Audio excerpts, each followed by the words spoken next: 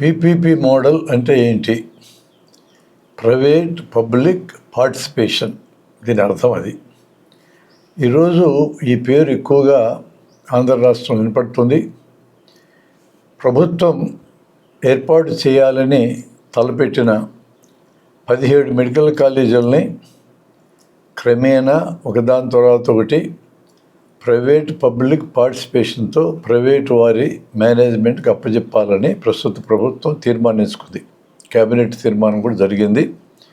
దాదాపు బిల్డింగులు నిర్మాణం పూర్తయి పర్మిషన్ కూడా వచ్చే పరిస్థితి ఉండి వెంటనే మొదలెట్టడానికి వీలయ్యే 5 మెడికల్ కాలేజీలతో సహా వరుసగా అన్నిటినీ ఇలా ఇవ్వాలని ప్రభుత్వం భావిస్తుంది. ఇది చాలా అభ్యుదయకరమైన పద్ధతి, ప్రజలకు ప్రయోజనకరమైన పద్ధతి అని ప్రభుత్వం చెప్తోంది. దాదాపు పూర్తయిన మెడికల్ కాలేజ్ అని 50 ఎకరాల స్థలం దానికి ఉంటే ఒక్కో ఎకరాకి 100 రూపాయలు లీజు చొప్పున సంవత్సరానికి 100 అంటే 50 ఎకరాలు ఇంటూ 100 5,000. సంవత్సరానికి 50 ఎకరాలు 5,000కి లీజుకి ఇస్తారు. అట్లా 60 ఏళ్ళు ఇస్తారు. రాబోయే కాలంలో ధరలు ఎంత పెరుగుతాయి, ఇక్కడ ఎన్ని బిల్డింగ్లు కట్టుకోవచ్చు, దీన్ని ప్రైవేట్ వ్యాపారానికి ఎంత వాళ్ళు విస్తరించుకోవచ్చు, ఇవేమి మన కంట్రోల్లో ఉండవు. 60 ఏళ్ళు దాదాపు 2 తరాలు ఉండేదేవుడు పోయేదేవుడు అప్పటికి. అలాంటి ఒక నిర్ణయం చేయడం ప్రైవేటు వారికి ఈ ఆస్తిని ధారాదత్తం చేయటం కాదా అనే ప్రశ్న ప్రజల్లో మెదులుతూ ఉంది. ప్రభుత్వం మెడికల్ కాలేజీలు నడపలేము కాబట్టి ప్రైవేట్ వాళ్ళు అయితే నడపగలరనే ఉద్దేశంతో ఈ రకమైన ఏర్పాటు చేసినట్టు చెప్తున్నారు. దీనివల్ల మేలే జరుగుతుంది, నష్టం జరగదని. అంటే ప్రైవేట్ వాళ్ళు బాగా నడుపుతారని, గవర్నమెంట్ వారు బాగా నడపరని అర్థం దాంట్లో స్ఫురిస్తుందిగా. మరి వోడాఫోన్ ప్రైవేటుదేగా దివాలెత్తింది, ఎస్ బ్యాంక్ ప్రైవేటుదేగా దివాలెత్తింది. మరి ప్రైవేటు వ్యాపారాలే కదా అనిల్ అంబానీ చేశాడు, సంపూర్ణంగా దివాలెత్తాడు. అంటే ప్రైవేటు వాళ్ళు దివాలెత్తాలని ఎక్కడ లేదు కదా. మరి శ్రీహరికోటలో షారు ప్రభుత్వందేగా, బాగానే నడుస్తుంది.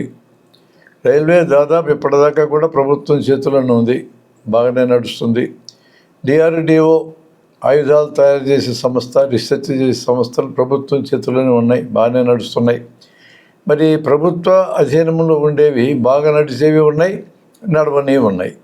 ప్రైవేటు చేతుల్లో ఉండేవి బాగా నడిచేవి ఉన్నాయి, నడవని ఉన్నాయి. కాబట్టి ప్రైవేటు వారి చేతుల్లో ఉంటే బాగా నడుస్తాయి, ప్రభుత్వం వారి చేతుల్లో ఉంటే బాగా నడవవు అనడానికి ఈ ఆర్గ్యుమెంట్కి ఆధారం అయితే లేదు. దేనికదే విడివిడి కేస్ స్టడీ చేసి ఆ రంగంలో ఆ వ్యవస్థ, అది ప్రైవేటుదైనా పబ్లిక్దైనా సరిగా నడుస్తుందో లేదో చూడడమే తప్ప ఫలానావి బాగా నడుస్తాయి, ఫలానావి బాగా నడవని తీర్మానించడానికి కావాల్సిన ఆధారాలు భూమి మీద లేవు. కాబట్టి ఆర్గ్యుమెంట్ నిలబడదు. మరి చాలా సీట్లు తమ హయాంలో ఈ ప్రభుత్వాలు ఇదివరకు పరిపాలించిన సమయంలో చాలా సీట్లు తెచ్చామంటున్నారు కదా, సంతోషం. మరి ఇప్పుడు పులివెందుల మెడికల్ కాలేజీకి 50 సీట్లు ఇస్తామని నేషనల్ మెడికల్ కౌన్సిల్ ఇస్తే వద్దని ఎందుకన్నారు? అవి కూడా తీసుకోవచ్చు కదా. అంటే తెస్తే మనమే తేవాలా, ఇతరులు తేకూడదు అనే ఆలోచన ఉందనే అనుమానం పరిశీలకులకి కలిగే అభిప్రాయం వీళ్ళు సృష్టిస్తున్నారు కదా. పరిశీలనకు కలిగే అవకాశం ఉంది కదా. అలాంటి అవకాశం ఎందుకు ఇవ్వాలి? అసలు ప్రజలు తమ పిల్లల్ని మెడికల్ కాలేజీలో చేర్పించాలని ఎందుకు కోరుకుంటున్నారు? ఈ వృత్తి అయితే ప్రభుత్వం ఉద్యోగాలు రాకపోయినా ప్రైవేటుకైనా బతకగలడానికి ధైర్యం ఉంది.